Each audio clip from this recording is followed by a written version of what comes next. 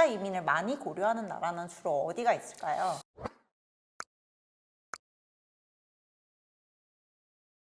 헬로, 부동산 전문 이승은 변호사입니다. 지난 두 편에 이어서 양경섭 세무사님 모시고 해외 부동산에 관련된 이슈, 세금 이슈에 대해서 알아보고 있는데요.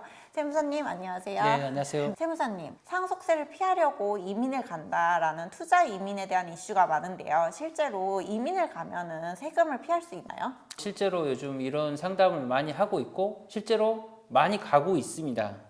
이론적으로는 이제 이 말을 할 수가 있는데 현실적으로는 이제 여러 가지를 고려를 해야 하는 거죠. 우리나라의 상속세, 증여세가 적용이 안 되려면 사람만 가는 게 아니라 자산도 같이 가야 하는 거예요. 그러면 매각 과정에서 세금을 많이 낼 수가 있죠. 어떻게 보면 상속세만큼의 양도소득세를 낼 수도 있다는 것을 기억해야 하고, 근데 금융자산만 있을 때는 그때는 세금 없이 나갈 수가 있는 거잖아요. 재산을 매각해서 나갈 때는 양도소득세를 내야 한다는 걸 기억하셔야 하고, 그리고 일단 나갔는데 실제로 어디서 주로 살았는지 애매하다면 여전히 거주자로서 우리나라의 상속증여세가 적용될 여지가 있습니다. 100억 이상의 자산을 가지신 분들이 해외 이민을 통해서 상속증여세를 절감하려 할 때 직면하는 문제점이 주로 어떤 것이 있는지 궁금한데요. 첫 번째 문제점 뭐가 있을까요? 이제 해외 송금이 이슈가 될 수 있을 것 같습니다. 송금하는 과정에서 이제 자금 출처를 입증을 해야 할 수가 있습니다.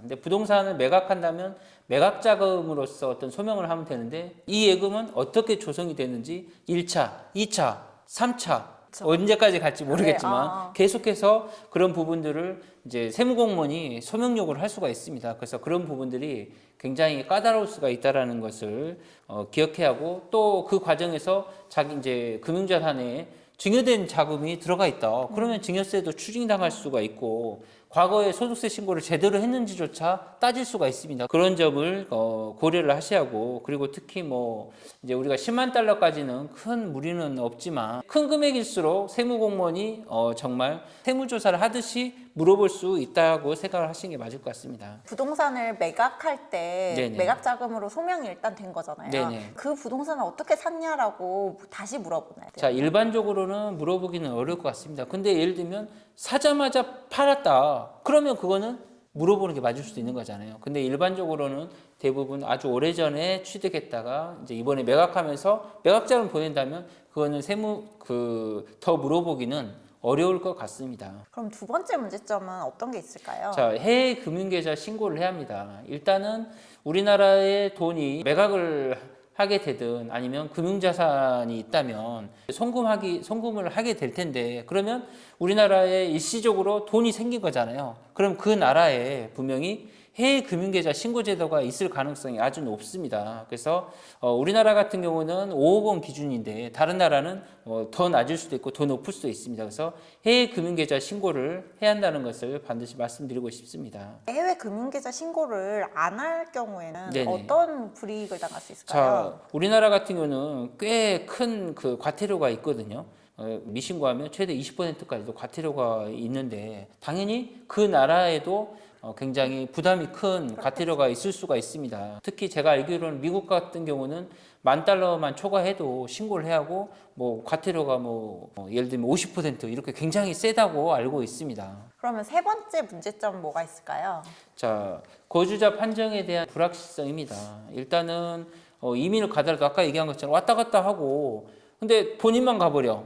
그러면 그게 과연 비거주자가 된 거냐. 거주성 잃지 않는다면 상속세, 증여세는 국내 세법이 적용될 여지가 있고, 특히 본인은 비거주자라고 생각했는데 거주자로 판정하면 아까 얘기한 해외 금융계좌 신고제도를 위반한 거잖아요. 특히 해외 부동산을 취득을 했다면 본인은 비거주자라고 생각하는데 거주자라면 결국은 해외 부동산을 취득했을 때, 보유했을 때 매년 신고를 해줘야 하고, 또 매각할 때는 또 신고를 해줘야 하는데 이 과태료가 매번 부과가 되게끔 돼 있습니다. 엄청난 과태료에 폭탄을 맞을 수가 있는 거죠. 그게 제일 큰 문제겠네요. 네, 맞습니다. 그러면 비거주자로 확실히 인정받기 위해서는 어떤 준비가 필요할까요?